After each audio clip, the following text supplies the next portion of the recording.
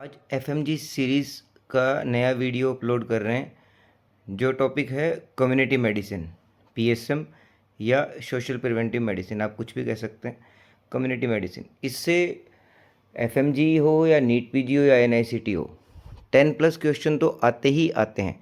तो मैं most important topics ले रहा हूँ और कुछ एफएमजी के रिकॉल्स हैं इसमें, उनको लेके हम चल रहे हैं। फर्स्ट टॉपिक हमारा आता है इंसिडेंस या प्रिविलेंस। ये डायरेक्ट क्वेश्चन डेफिनेशन पे भी आ जाता है, आईएनआईसीटी में भी इस पे क्वेश्चन आते हैं और एफएमजी में भी क्वेश्चन आते हैं।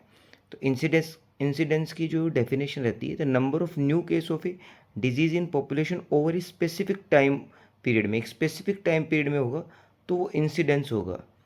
दूसरा प्रिविलेंस क्या है, the total number of case of a disease in population at a specific point of, total number है वहाँ न्यू केस है, इंसिडेंस हमेशा न्यू केस में होगा। कैलकुलेशन कैसे करेंगे हम इंसिडेंस की, number of new case divided by size of population at risk and time period. जबकि प्रिवेलेंस में total number of case divided by size of population at risk जो है, टाइम पीरियड का इसमें कोई वो नहीं आएगा। Time frame typically measure over a defined time period such as year, जबकि प्रिवेलेंस में जो टाइम है वो at a specific point in time और ओवर ए लॉन्गर पीरियड होता है।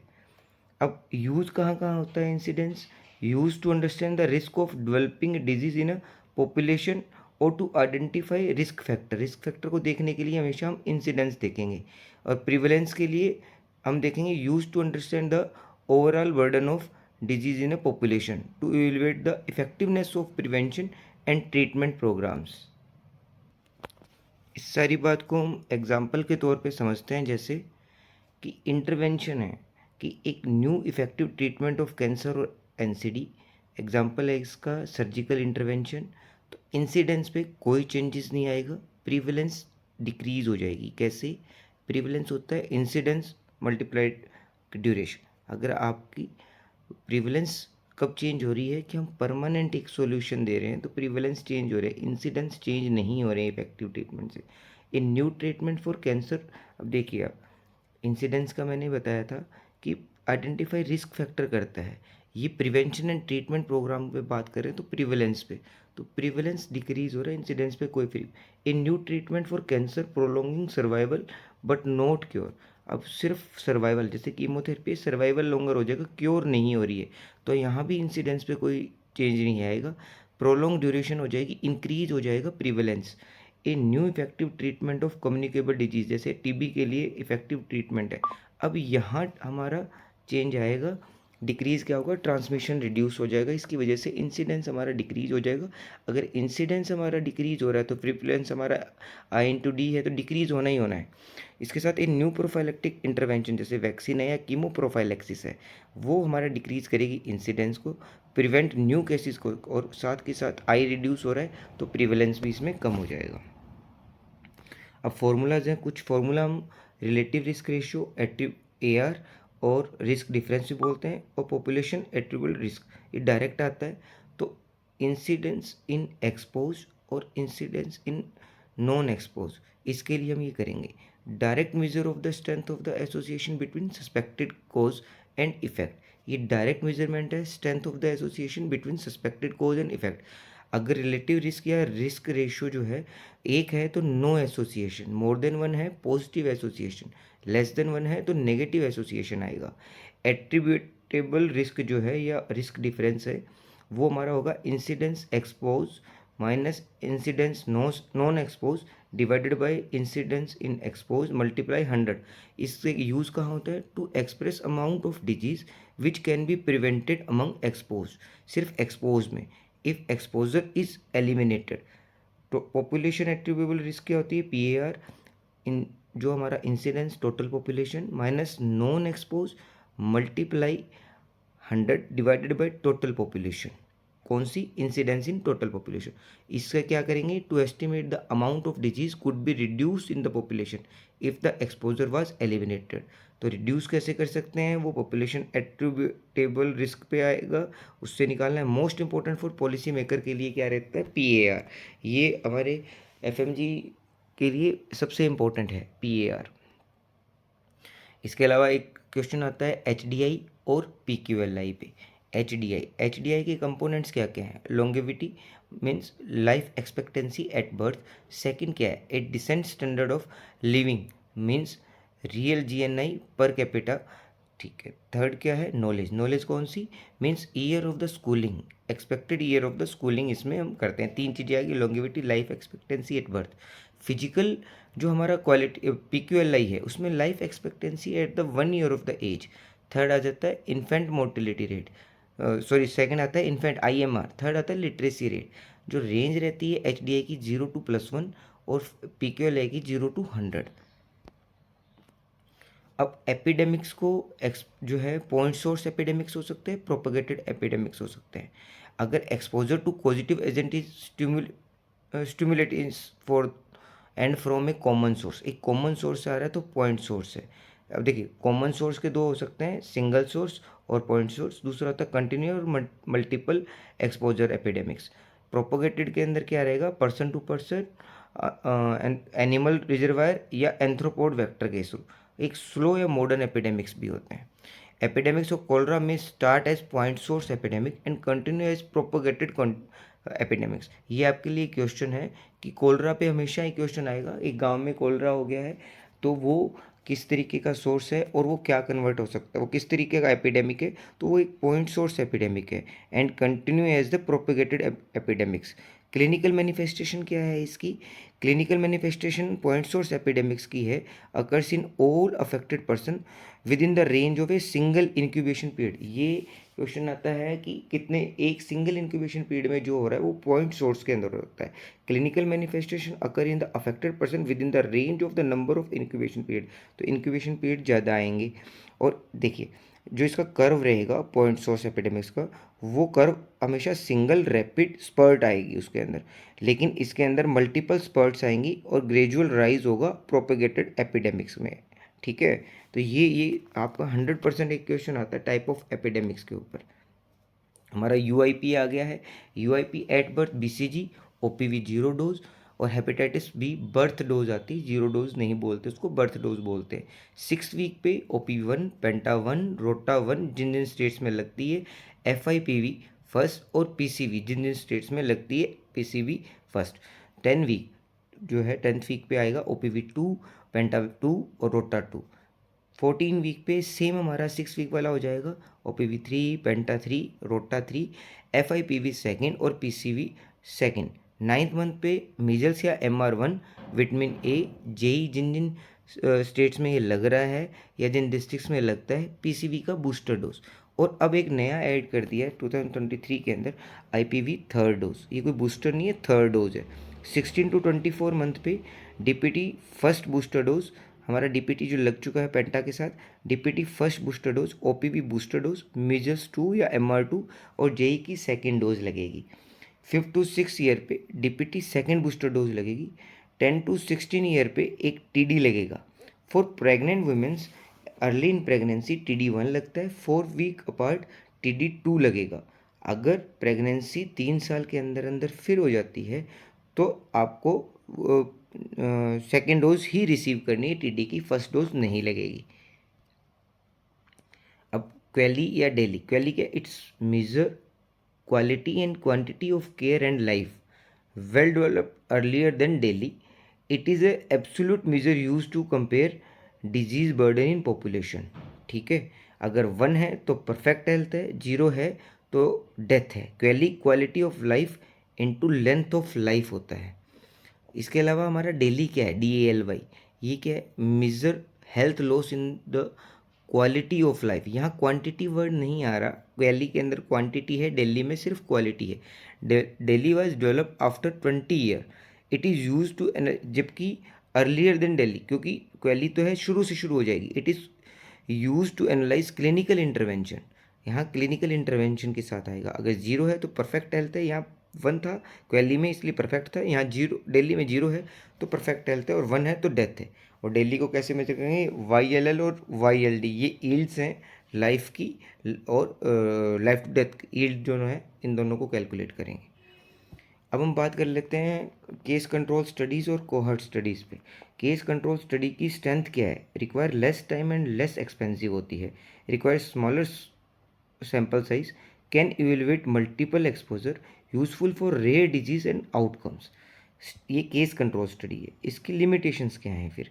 इसकी सबसे बड़ी लिमिटेशन है कैन नॉट डिटरमाइन इंसिडेंस और prevalence, can not determine causality. हमें जब तक कोज नहीं पता चलेगा इसका कोई मतलब नहीं। Not useful for rare exposure, sorry, common exposures के लिए ये नहीं होता है। रिकॉल बायस होता है इसमें, सिलेक्शन बायस होता है। कोहॉर्ट स्टडी के अंदर can determine incidence, can determine causality of exposure, can evaluate multiple outcomes, useful for rare exposures. अब जो है इसकी लिमिटेशंस क्या हैं? कोहॉर्ट स्टडी की require more time and more expensive है, require larger sample size, not useful for outcomes, rare disease और outcomes के लिए, एक्सपोजर के लिए नहीं, रेयर डिजीज और आउटकम के लिए ये है। लॉस ऑफ फॉलोअप बायस और मिसक्लासिफिकेशन ऑफ बायस इसके अंदर हमें मिलेंगे कोहर्ट स्टडी के अंदर। अब नेशनल हेल्थ प्रोग्राम इंडिया के लिए हिसाब से हम देखें तो टीबी इस वक्त सबसे ज़्यादा इम्पोर्टेंट है। तो डायग्नोसिस जो है वो नाट से होगा। Treatment of drug sensitive TB 6 month के लिए 2 महीने की हमारी आईपी, फिर हमारी 4 महीने की सीपी चलेगी। आईपी में एचआरजेडी और सीपी में हमारा एचआरई चलेगा। अगर एचआईवी टीबी दोनों हो जाए किसी को, most common opportunistic infection in HIV TB है। डायग्नोसिस भी इसका सीबी नाट से होगा। पहले एटीटी स्टार्ट करेंगे, 4 वीक अपार्ट एआरटी स्टार्ट करेंगे। एमडीआर टीबी और एक्सडीआर टीबी आपके लिए होमवर्क है। आप दोनों के डेफिनेशन अपने नोट्स से अच्छे से पढ़िए, क्योंकि ये फिक्स आता है कि रिफेम्पिसिन अकेले से एमडीआर बोलेंगे, आइसोनियाजिड उसके साथ होना चाहिए, या तब भी बोलेंगे। तो आपको ये देखना है, एक्सडीआर टीबी का भी आपको उसमें समझना है। अब एक्टिव केस फाइंडिंग किस में करते हैं? ट्राइबल एरिया और स्लम्स में टीबी के लिए। निक्षय क्या है? निक्षय एक वेबसाइट है, ऑनलाइन नोटिफिकेशन मंथली रिपोर्ट्स के लिए। मैंडेटरी नोटिफिकेशन हम शुरू कर दिया है टीबी केस का आईपीसी 269 270 के अंडर। इंसेंटिव कितना मिलता है? जो भी हमें आइडेंटिफाई नोटिफाई करवाएगा 1000 पर पेशेंट्स। तो निक्षय पोषण अभियान कितना है? 500 per month for patient, protein उसका कंप्लीट करने के लिए पोषण अभियान। 99 डोज से चलता है। उसमें क्या देते हैं? Anti TB blister pack wrapped with the custom envelope including hidden number. उस पर हमें मिस कॉल देनी होती है to monitor adherence of to treatment. समझ रहे हैं? इसको आप जितनी बार पढ़ेंगे आपको उतना समझ में आएगा। निक्षय याद रखना है। क्षय हिंदी में क्षय रोग बोलते हैं टीबी को, तो निक्षय उसका नाम दिया है। अब हम बात कर लेते हैं कि आशा को कितना इंसेंटिव मिलता है। तो स्टेट्स कुछ एलपीएस हैं, कुछ हाई प्रायोरिटी है, कुछ लो प्रायोरिटी स्टेट्स हैं। लो प्रायोरिटी या परफॉर्मेंस बोलते हैं। लो परफॉर्मेंस स्टेट्स जो हैं वो UP, Uttarakhand, MP, Chhattisgarh, Bihar, Jharkhand, Rajasthan, Orissa, J&K and Assam. अपनी अपनी स्टेट याद रख लीजिएगा किस में आती है। तो ये लो परफॉर्मेंस है, बाकी सारी हाई परफॉर्मेंस है। तो लो परफॉर्मेंस एरिया में ये हम बात करें जेएसवाई, जननी सुरक्षा योजना के अंदर। जननी सुरक्षा योजना के अंदर किसको कितना बेनिफिट मिलता है?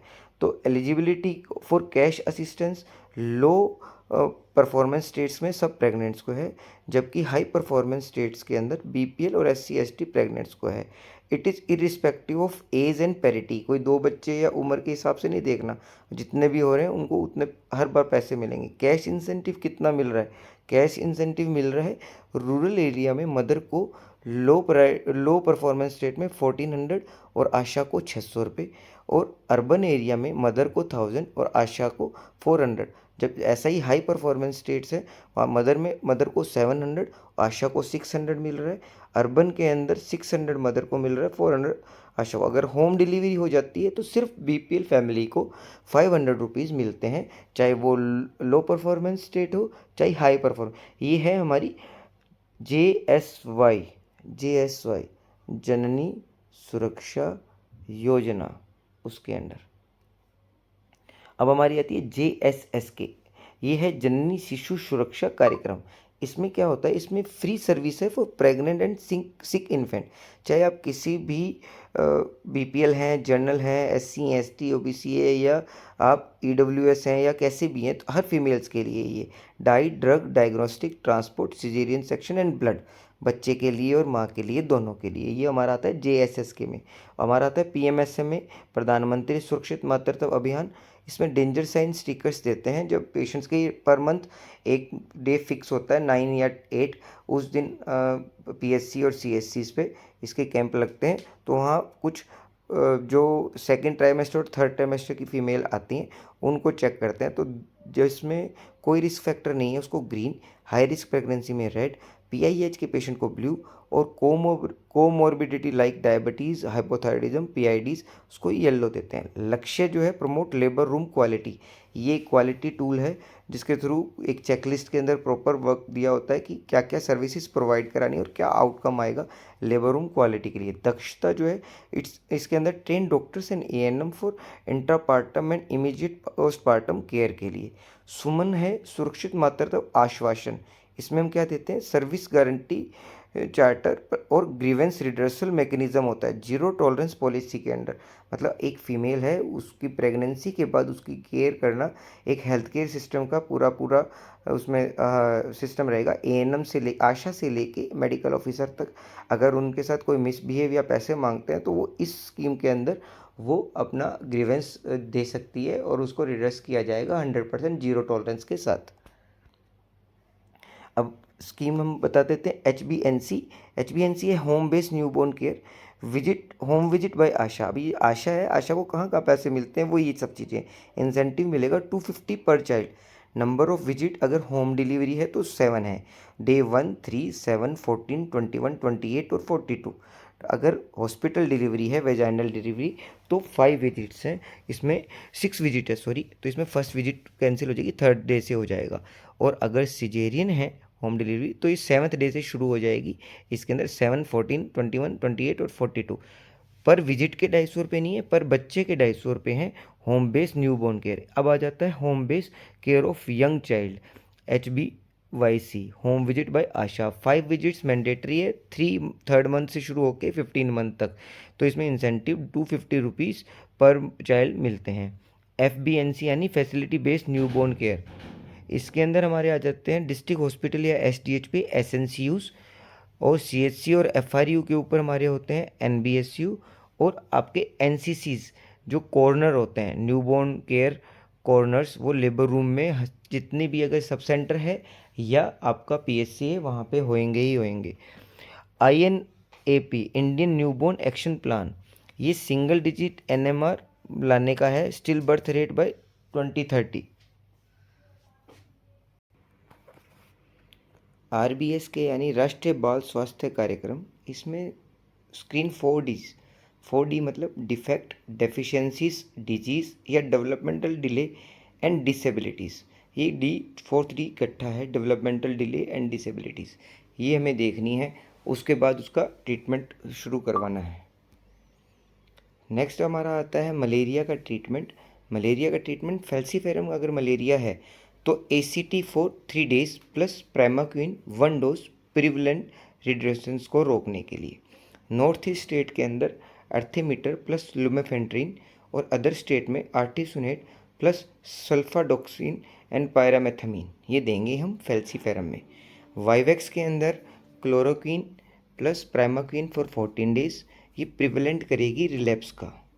और मिक्स इन्फेक्शन है तो ACT for 3 days, primaquine for 14 days। अगर प्रेगनेंसी में है पेशेंट तो primaquine is Contra indicated. Falciparum के लिए फर्स्ट ट्राइमेस्टर में क्विनीन है drug of choice, other trimester में वही ACT देंगे हम। वाइवेक्स में क्लोरोक्विन ड्रग ऑफ चॉइस है प्रेगनेंसी के अंदर। कीमोप्रोफाइलैक्सिस depend on the duration of stay. अगर 6 वीक तक का स्टे है तो डॉक्सीसाइक्लिन देंगे, और मोर देन और इक्वल टू 6 वीक्स है तो मेफ्लाक्विन देंगे हम। इफ़ कॉन्ट्रा इंडिकेटेड है दोनों ड्रग्स तो यूज़ क्लोरोक्विन हम कीमोप्रोफाइलैक्सिस के तौर पे यूज़ करेंगे। अब इसका जो है कैसे इसको डायग्नोस कैसे करते हैं, तो rapid diagnostic kit RK39 use करते हैं। किसके लिए है ये? काला आजार के लिए, कि कालाजार जो एरिया है। नेक्स्ट टॉपिक हम शुरू करते हैं, वो है काला आजार। इसके डायग्नोसिस के लिए रैपिड डायग्नोस्टिक किट RK39 पे जैसे ही पॉजिटिव आता है ट्रीटमेंट स्टार्ट कर देना है। ट्रीटमेंट में क्या देना है? ड्रग ऑफ चॉइस है liposomal amphotericin B, single dose infuse करना है। और ओरल ट्रीटमेंट में हमारा है मिल्टेफोसेन डायरेक्टली। ये ऑब्जर्व ट्रीटमेंट है, उसी टाइम हमें डोट की तरह है, उसी टाइम हमें सामने अपने उसको ये टैबलेट देनी है मिल्टेफोसिन की। एक्टिव केस फाइंडिंग इसमें कालाजार फोरनाइट होता है, मतलब 14 दिन में एक बार। Search for 2 week 14 days only in endemic area to be done once in 3 month. तो क्वार्टरली सर्च होता है। Indoor residual spray for sand fly synthetic, ये पैराथेरोइड डालते हैं, प्रेफर्ड ओवर DDT। ART, अगर ART कोई पेशेंट अगर किसी तरीके से एड्स पॉजिटिव पेशेंट होता है तो ART test and treat policy क्या है? Start treatment irrespective of CD count और स्टेजिंग। टेनोफोवीर, लेमेवुडीन और डोलोटेगवीर, मतलब हमारा TLD का ट्रीटमेंट चलेगा। अगर प्रेग्नेंट फीमेल है तो टेस्टिंग करेंगे, मैनेजमेंट में TLD देंगे। और न्यूबॉर्न है, इफ़ मदर ऑन ART तो यूज़ नेविरेपिन, मिनिमम ड्यूरेशन 6 वीक करेंगे। अब अगर पेशेंट ART पे नहीं है तो हाई रिस्क इन्फेंट है, नेविरेपिन और जिडोवुडिन दोनों देंगे। कोट्रीमोक्साजोल प्रोफाइलेक्सिस देंगे for 6 week till 18 month once HIV is ruled out. और पोस्ट एक्सपोजर जो प्रोफाइलेक्सिस है वो क्या है? टेनोफोवीर, लेमेवुडीन और डोल्टेगवीर, ये देंगे। TLD preferably within 72 hours, duration for week या 4 वीक 28 डेज़ के लिए। Best as per WHO। टेड देते हैं टेनोफोवीर, एमिट्रेस्टिबिन और डोलुटेग्रावीर। टेग्रावीर है ये, टेग्रावीर, डोलुटेग्रावीर है ये, और टेनोफोवीर और एमिट्रेस्टिबिन ये देंगे। हम टेड देंगे WHO के हिसाब से। अब कोई पेशेंट जिसमें AFP यानी एक्यूट फ्लैसिड पैरालिसिस का केस आ जाता है तो उसमें stool sample collection and transportation, 2 sample collect करेंगे 24 अपार्ट, ईच सैंपल 8 ग्राम का, ideally within 2 weeks, maximum limit within 2 months 60 days, transport at 2 to 8 degree, reverse cold chain चलेगा।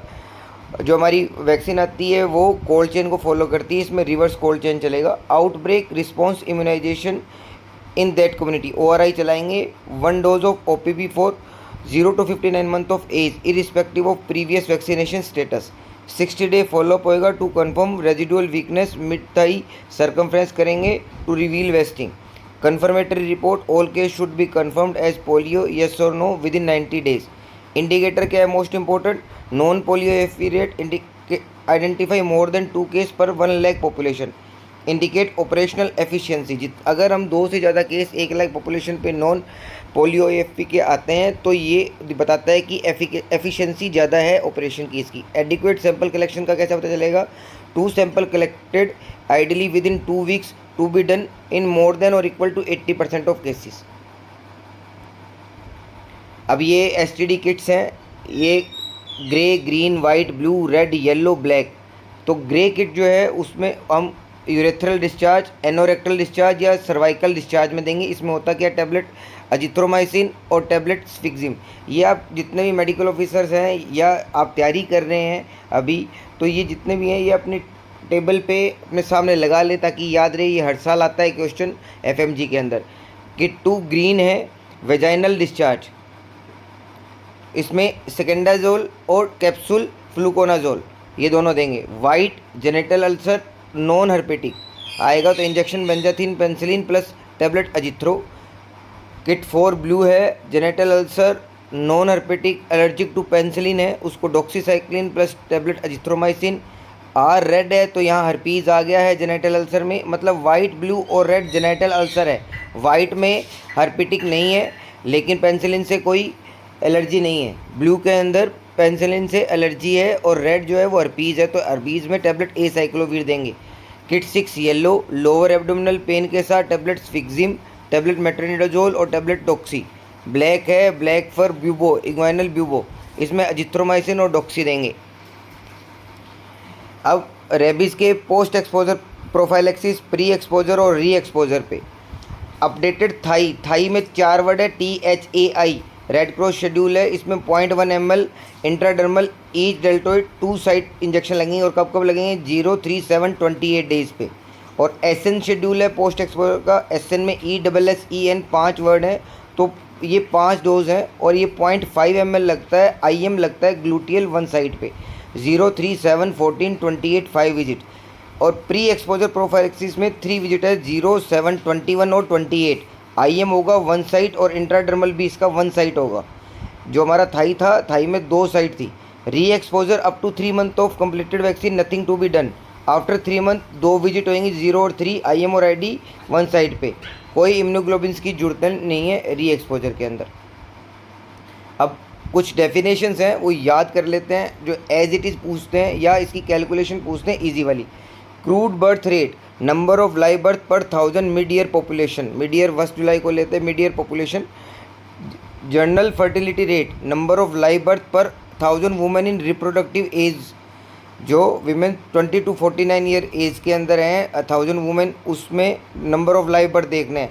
Total fertility rate, average number of children a woman through her reproductive years, indicate magnitude of the completed family size. अगर आपको CFS या completed family size पता करना है तो आप total fertility rate देखेंगे। और क्रूड बर्थ रेट कैसे निकाल सकते हैं, 8 × TFR + 1, ये भी एक फॉर्मूला है direct. Gross reproductive rate, average number of girl that would be born to be a woman, इसका ग्रोस रिप्रोडक्टिव रेट का फॉर्मूला है TFR यानी total fertility rate divided by 2। अगर किसी का TFR 30 है तो GRR 15 होगा। Net reproductive rate, number of daughter a newborn girl will bear during her lifetime assuming fix a specific fertility and mortality rate, इसमें a specific fertility आएगा। NRR 1 का मतलब है replacement level of fertility. Best indicator of fertility क्या है, NRR।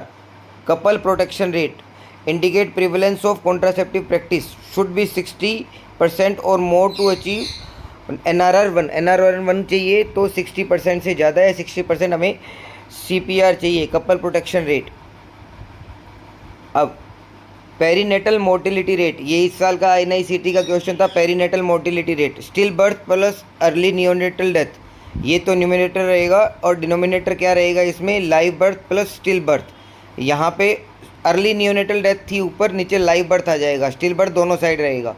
Perinatal mortality rate for international comparison के लिए, perinatal mortality rate किस, still birth plus early neonatal death, weight more than और इक्वल टू 1000 का, 1 किलो या 1 किलो से ज़्यादा। लाइव बर्थ आएंगे, इसमें स्टिल बर्थ नहीं आएगा, डिनोमिनेटर में वेट 1 किलो 1 किलो से ज़्यादा में आएगा। अब neonatal mortality rate death within 28 days, post neonatal mortality rate death between 28 days to 1 year, और डिनोमिनेटर रहेगा लाइव बर्थ। इन सब का मल्टीप्लायर होएगा, वो होगा 1000। इन्फेंट IMR का भी डेथ लेस देन 1 ईयर में आ जाएगा, अंडर 5 में अंडर 5 ईयर आ जाएगा, और लाइव बर्थ इसमें डिनोमिनेटर रहेगा और मल्टीप्लायर रहेगा हमारा 1000। Child survival index 1000 minus under 5 mortality rate divided by 10। Maternal mortality ratio, ये MMR रेशियो होता है ना कि रेट। डेथ वाइल प्रेग्नेंट और with in 42 days of pregnancy irrespective of the duration and site from the cause aggravated by the pregnancy or its management but not from accidental or incidental cause, कोई accidental या incidental cause नहीं होना चाहिए। इसमें denominator आएगा हमारा live birth और 1 लाख से इसको मल्टीप्लाई करेंगे, मल्टीप्लायर इसका 1 लाख होगा। अब ये अडल्ट्रेशन का लेथेरिज्म किसको बोलते हैं, इसका टॉक्सिन होता है बोआ, और अडल्ट्रेशन किसकी है, खेसरी दाल, लेथायरस टाइवस। प्रिवेंशन, जो इस साल नीट PG का क्वेश्चन था, प्रिवेंशन है vitamin C prophylaxis, remove toxin और स्टिपलिंग हो या पार बॉइलिंग करते हैं। एपिडेमिक ड्रोपसी, इसके अंदर हमें क्या क्या सिम्टम मिलेंगे, pedal oedema, cardiac failure, glaucoma. Sanguinarine toxin है सेंगुरिन, और अडल्ट्रेंट क्या है, argemone oil added to mustard oil, ठीक है, हिंदी में इसको सत्यानाशी बोलते हैं। Test for detection, nitric acid test करते हैं, most common done paper chromatography test है जो मोस्ट सेंसिटिव है। एंडेमिक असाइटिस, इसमें हमें मिलेगा जॉन्डिस और असाइटिस, ये हिपेटोटॉक्सिक है। और क्रोटेलेरिया सीड्स, झुनझुनिया, इसके प्रिवेंशन के लिए डीवीडिंग करते हैं। आपके लिए इस साल का इंपॉर्टेंट क्वेश्चन है लेथेरिज्म और अर्गोटिज्म में क्लेविन टॉक्सिन है, क्लेविस परपीरा इसका अडल्ट्रेंट है। ऑन बाजरा सीड फ्लोट कैसे चेक करेंगे, इनको 20% सोल्ट वाटर में डालेंगे तो ये फ्लोट करने लग जाएंगे। बिफोर कंजप्शन को चेक करना है। एक्यूट में नोशिया और वोमिटिंग होगा, क्रोनिक के अंदर वेजो कॉन्स्ट्रिक्शन होगी। अफ्लाटॉक्सिस इसका टॉक्सिन है अफ्लाटॉक्सिन। नेक्स्ट टॉपिक है हमारा वेक्टर बोर्न डिजीजेस, जैसे मॉस्किटो है, मॉस्किटो में एनाफ्लिस से मलेरिया है, क्यूलेक्स मॉस्किटो से जेई, और हमारा West Nile fever, viral arthritis, aedes से yellow fever, dengue, chikungunya, Rift Valley fever, और मंसोनियडिस से बर्गेनियन, हमारा फिलेरियसिस और चिकनगुनिया दोनों हैं। सैंड फ्लाई से काला azar, oriental sore, Oroya fever, sand fly fever.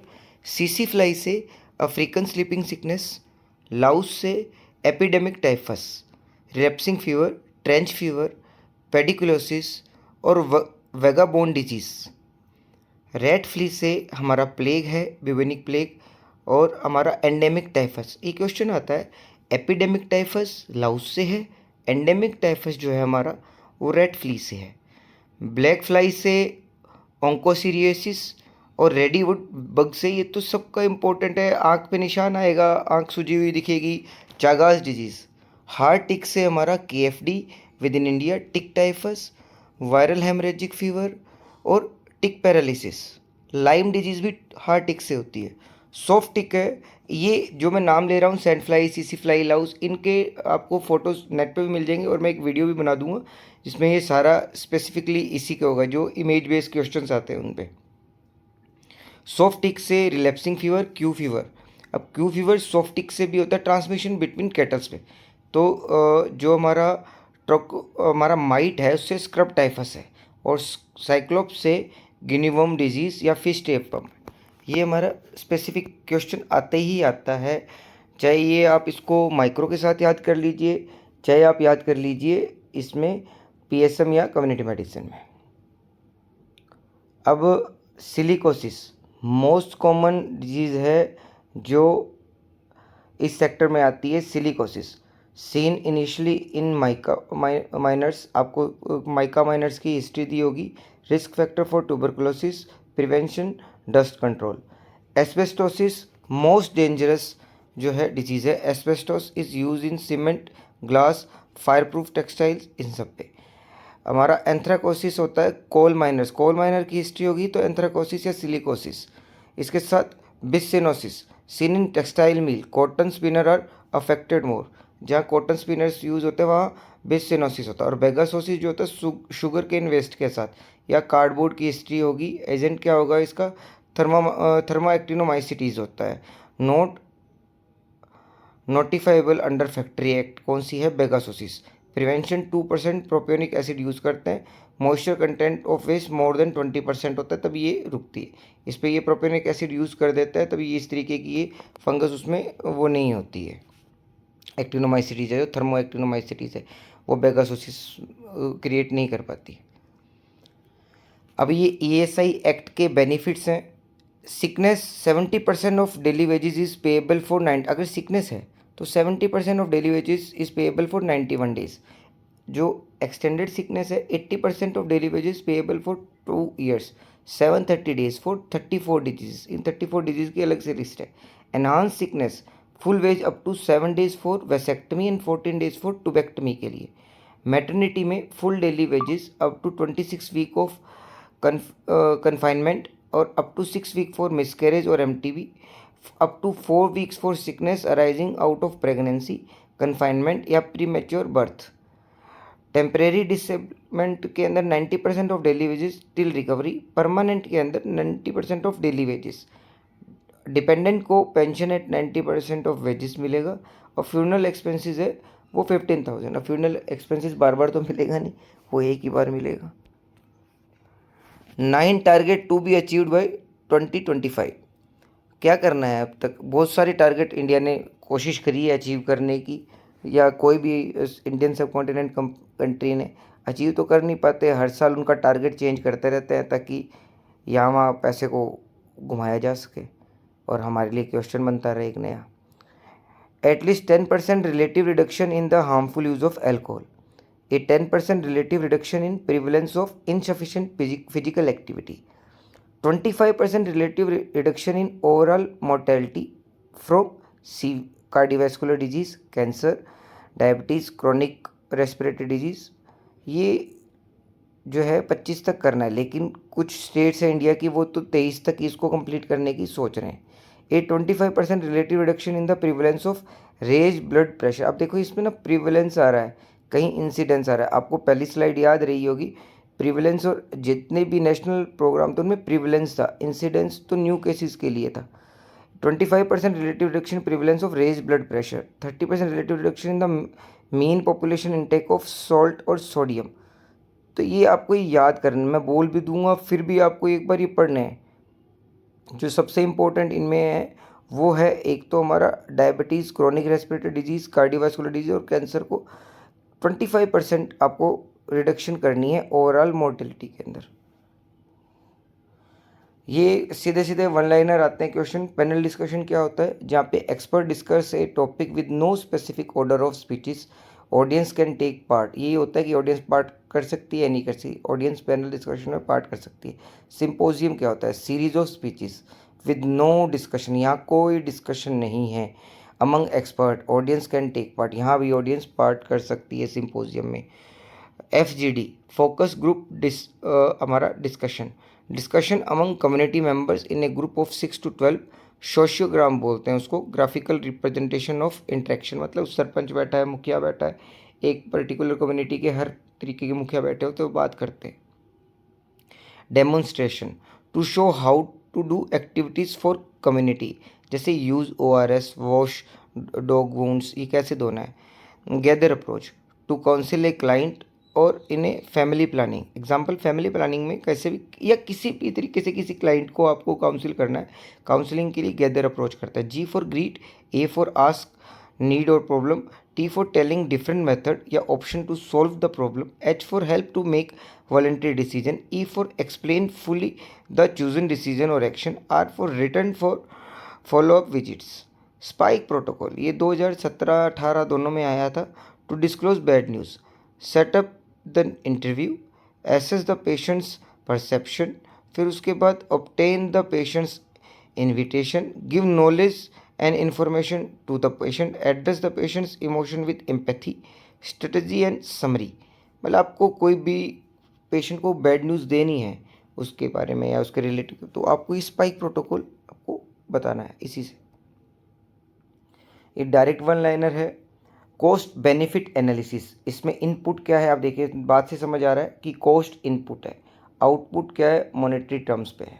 इसी तरीके से कॉस्ट इफेक्टिवनेस एनालिसिस के अंदर कॉस्ट इनपुट है, रिजल्ट क्या आएगा हमारा, रिजल्ट के आउटपुट आएगा रिजल्ट। जैसे लाइफ सेव करिए उसमें इफेक्टिवनेस देखी गई है कि आपने पैसे लगाए, इफेक्ट क्या पड़ा, रिजल्ट आया पैसे।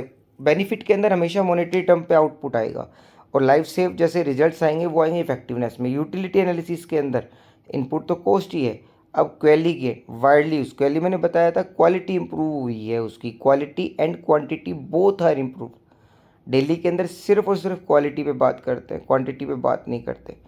नेटवर्क एनालिसिस, ये क्वेश्चन आता है, एक graphic plan for the all activity to reach an objective. Example है इसके पर्ट और CPM। पर्ट की फुल फॉर्म आई हुई है एक बार, programme evaluation and review technique. CPM होता है क्रिटिकल पाथ मेथड। इसमें एक डायग्राम बना आता है, आप नेट पे सर्च कर सकते हैं CPM और पर्ट का।